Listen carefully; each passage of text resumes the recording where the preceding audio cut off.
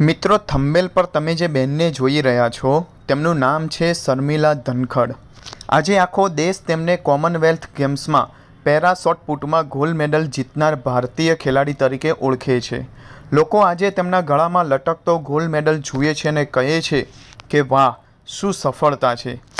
પણ મિત્રો, હું તમને એક સવાલ પૂછું, શું કોઈએ ક્યારે વિચાર્યું છે કે આ ગોલ્ડ મેડલ પાછળ કેટલા આંસુ હશે, કેટલા અપમાન હશે, કેટલી એવી રાતો હશે જ્યારે કદાચ તેમને લાગ્યું હશે કે હવે જીવનમાં કશું બચ્યું નથી।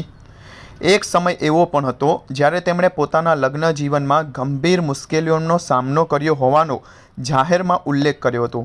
પરંતુ મિત્રો, તેમણે હાર માનવાને બદલે પોતાના દુઃખને જ પોતાની સૌથી મોટી તાકાત બનાવી દીધી છે। સફળતા ક્યારેય મેડલથી શરૂ થતી નથી। સફળતા તો એ દિવસે શરૂ થાય છે જ્યારે માણસ નક્કી કરે છે કે દુનિયા ગમે તેટલું તોડવાનો પ્રયત્ન કરે, હું તૂટીશ નહીં। આજે હું તમને માત્ર શર્મિલા ધનખડની વાત નહીં કરું, આજે હું તમારી અને મારી પણ વાત કરીશ। કારણ કે આપણા જીવનમાં કોઈને કોઈ એવી લડાઈ છે જે દુનિયાને દેખાતી નથી। પ્રશ્ન એ છે, શું આપણે પણ આપણા દુઃખને તાકાતમાં ફેરવી શકીશું? મિત્રો, શર્મિલા ધનખડની વાત સાંભળીને કદાચ તમને લાગતું હશે કે આ તો માત્ર ખેલાડીની કહાની છે, પણ ના, આ દુનિયામાં લગભગ દરેક માણસ કોઈને કોઈ લડાઈ લડી રહ્યો છે। કોઈ પોતાના ઘરમાં ખુશ નથી, કોઈ આર્થિક મુશ્કેલીમાં છે, કોઈકને લોકો દરરોજ અપમાનિત કરે છે, કોઈ મહેનત કરે છે છતાં સફળતા મળતી નથી, તો કોઈ રાત્રે હસતો સૂઈ જાય છે પણ તકિયા પર માથું મૂકીને એકલો રડી પડે છે। મિત્રો, જીવનમાં સૌથી મોટું દુઃખ ગરીબી નથી, સૌથી મોટું દુઃખ એ છે જ્યારે પોતાના જ લોકો તમને સમજી ન શકે, જ્યારે તમે સાચા હોવા છતાં ખોટા સાબિત થાવ, જ્યારે તમારી આંખોમાં આંસુ હોય છતાં દુનિયા કહે કે આ તો નાટક કરે છે। ઘણા લોકો આવી પરિસ્થિતિમાં અંદરથી તૂટી જાય છે। તેમને લાગે છે કે હવે જીવનમાં કશું બચ્યું જ નથી।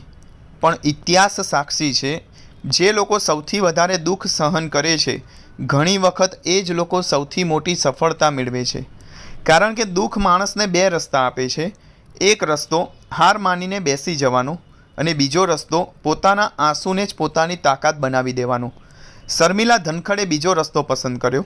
તેમણે પોતાના ભૂતકાળને રડવાનું કારણ નહીં બનાવ્યું, પણ જીતવાનું કારણ બનાવ્યું।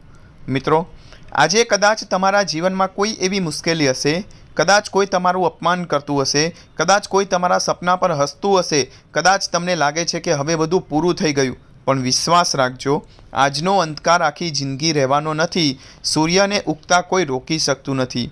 એ જ રીતે જો તમે હિંમત નહીં હારો તો તમારી સફળતાને પણ કોઈ રોકી શકશે નહીં। એક વાત હંમેશા યાદ રાખજો, જીવન તમને કેટલી વાર નીચે પાડે છે એ મહત્ત્વનું નથી, દરેક વખત પડ્યા પછી તમે ફરી ઊભા થવાની હિંમત રાખો છો કે નહીં એ મહત્ત્વનું છે। ઘણીવાર ભગવાન સૌથી કઠિન પરીક્ષા એ વ્યક્તિની લે છે જેને સૌથી ઊંચી જગ્યાએ પહોંચાડવાનું હોય છે। શર્મિલા ધનખડની કહાની આપણને એક જ વાત શીખવે છે, માણસને તોડતી પરિસ્થિતિ ક્યારેય તેની જિંદગીનો અંત નથી હોતી, ઘણીવાર એ જ પરિસ્થિતિ તેની નવી શરૂઆત બને છે।